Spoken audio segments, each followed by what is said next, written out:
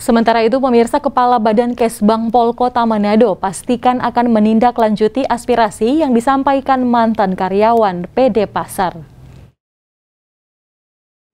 Pemerintah Kota Manado diwakili Kepala Badan Kesatuan Bangsa dan Politik menerima langsung penyampaian aspirasi dari mantan karyawan PD Pasar Manado.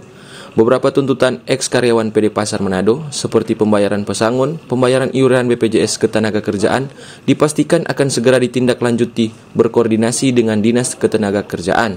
Koni Lantu, Kepala Badan Kesbangpol Kota Manado mengungkapkan, juga segera menyampaikan hasil pertemuan dengan mantan karyawan PD Pasar ke Wali Kota Manado.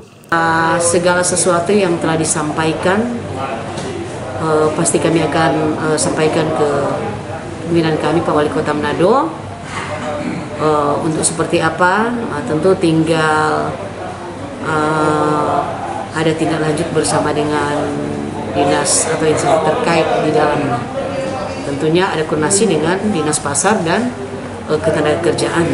Solusinya di sana, dan saya percaya pimpinan kita Pak Wali Kota Manado pasti mampu untuk melihat segala hal-hal yang perlu diselesaikan seperti saat ini yang berhubungan dengan hak kemanusiaan.